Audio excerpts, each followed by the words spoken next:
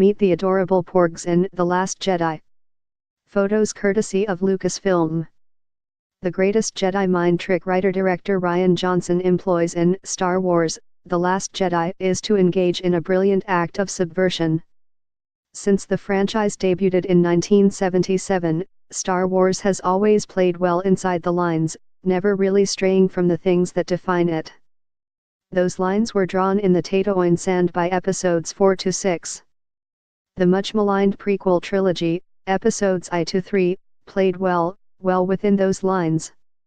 When director J.J. Abrams restarted the series with 2015's Star Wars, Episode VII, The Force Awakens, he basically lens-flared everything within the lines.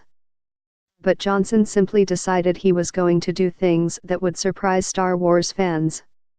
From script to film, Johnson knocks the space socks off audience members by staying 2 steps ahead of expectations, making The Last Jedi the most surprising, unpredictable film in the series. He starts off by continuing from the exact moment the previous episode ended. That's never been done before either.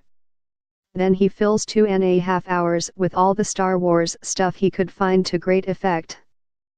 The Resistance is on the run, with General Leia Organa, the late Carrie Fisher, trying to stay ahead of the murderous First Order led by General Hux, Domhnall Gleeson. Rey, Daisy Ridley, is trying to convince Luke Skywalker, Grim Mark Hamill, to train her while Rey has some unfinished business with Kylo Ren, Adam Driver. Finn, John Boyega, wakes up. To say more about the plot would really give away too much, but suffice to say Johnson finds something for everybody to do, include 2 different battles, a casino planet caper, several surprising character deaths and a pulse-pounding conclusion that changes the Star Wars landscape forever. There's a great reappearance here, too, by a character we haven't seen for a while, and it isn't Luke. Those character deaths stick, too. Part of what makes The Last Jedi work is a kind of death poker Johnson plays, with viewers thinking, okay, that character's dead. Oh, wait, nope, and so on. The same works for the characters who don't die. Johnson really takes the gloves off in this area. Away from all the combat and chases, The Last Jedi's most interesting aspect involves the one-on-one relationship between certain characters.